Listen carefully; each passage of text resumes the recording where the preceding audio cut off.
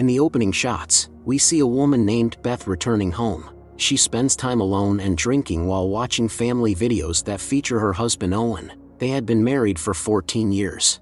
Beth was unaccustomed to sleeping alone on the bed. At one point she thought she heard strange noises, so she had to go down to check. The next morning Beth woke up on the floor, as she couldn't stay in her bedroom. Even outside the house, a feeling of unease wouldn't let her go. She saw footprints on the stairs near the dock, and then the sound of a gunshot rang out. Despite her condition, Beth came to work. She is a schoolteacher. Her friend and colleague Claire wonders if she is holding up. Beth is looking for a new home. The mother of one of her students came to see her about her son's bad grade. He was supposed to bring the teacher his corrected assignment on the last day of school, but she wasn't there. Barely holding back her nerves, Beth reported that she was absent because her husband had voluntarily passed away that day. He took a boat, a gun, and sailed to the middle of the lake, where it all happened. Beth corrected the grade. Near the dock, she caught up with her neighbor, Mel. She informed him that she wanted to sell the house, and asked if the neighbor had heard a gunshot this morning. The answer was no.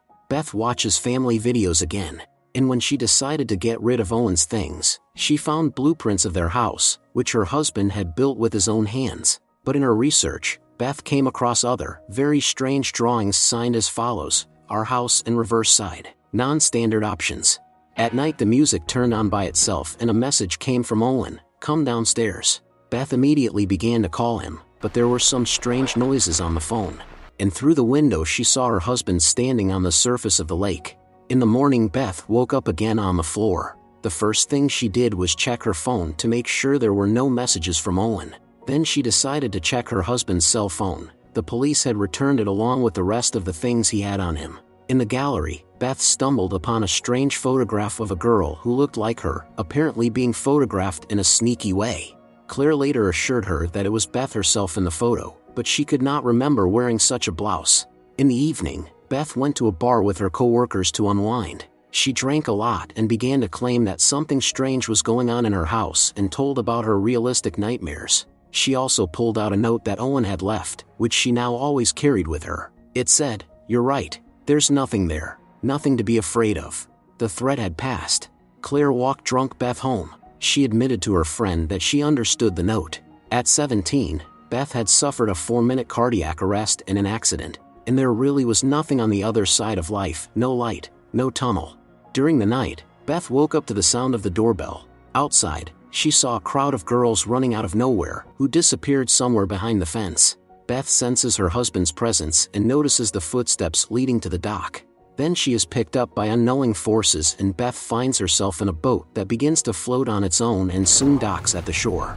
Beth saw a house completely identical to her own, and in the window Beth spotted herself and her husband. The number on the house was a mirror image. Using the keys, an uncomprehending and frightened Beth got inside. She woke up on the couch and decided to go through all the pictures on her husband's computer. Among the files she saw numerous pictures of different girls, and each one looked a lot like her.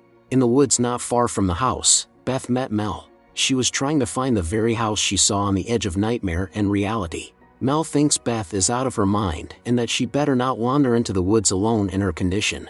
Soon, in an inconspicuous place, Beth actually stumbled upon a structure of some kind. Inside, Beth found a creepy object resembling a statue, and in a panic she went to her neighbor's house. She tried to ask him what Owen wanted to build here, but Mel didn't know any such thing. He confessed, however, that he had once seen Owen wandering in the woods with some woman who looked a lot like Beth. He later came to his house intoxicated and covered in mud. Owen said he was haunted by strange urges and shameful desires, but he supposedly found a way to control them. Since there had been no relapses, Mel decided not to pay any attention to what had happened. In the evening Beth was shaking things around the house for anything suspicious, and she found a book on the occult in which the lines about the voodoo doll were underlined in red. However, Beth was again distracted by strange sounds and a sense of an extraneous presence, and a silhouette appeared to her. She didn't know what to think. The next day Beth paid a visit to the very store where the book had been purchased.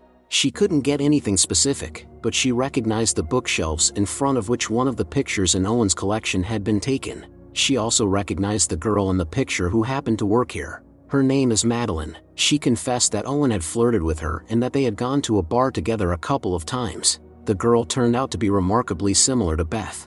She claimed that there was no intimate relationship between her and Owen. Beth was confused, so she decided to consult with Claire. Friend thinks she'd better stop rummaging through her husband's things, because it wasn't likely to bode well. Claire also advised Beth to take her mind off things and to rest. At home, Beth, sensing her husband's presence, begins to call out to him and asks him to give her some kind of sign.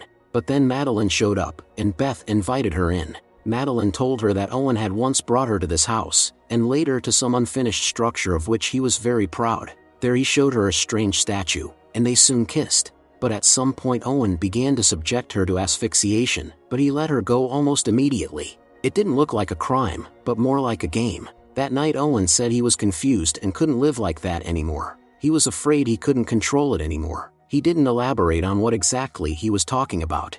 At night, Beth took a flashlight and returned to that house right in the rain.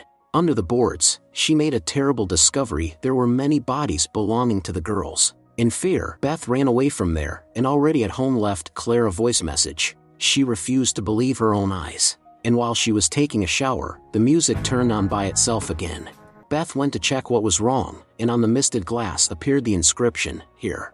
Beth was no longer in control of her own body. She was controlled by some unknown force. And when Beth tried to escape, the door to the room slammed shut. In the mirror reflection, she saw the hut and the moment from the past when Owen had brutally disposed of the girl. And then some evil entity rendered Beth herself unconscious.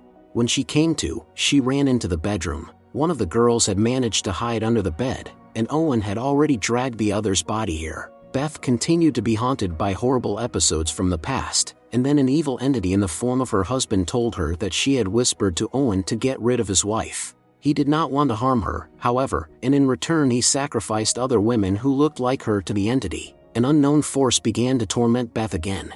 The next morning, worried Claire dropped in at her house, but Beth was nowhere to be found. She was stuck on the edge of nightmare and reality in that boat with an entity in Owen's image. The ghost was holding a gun. The entity was telling Beth that her husband wanted to keep her safe and therefore was forced to leave his life voluntarily. Meanwhile, Claire saw her friend alone in the boat from the window, and Beth had already pointed her gun at herself, but then put it down, coming back to reality. Claire reached her and pulled her out of the boat. On the dock they started hugging. Mel, who had witnessed the whole thing, was also very scared and concerned.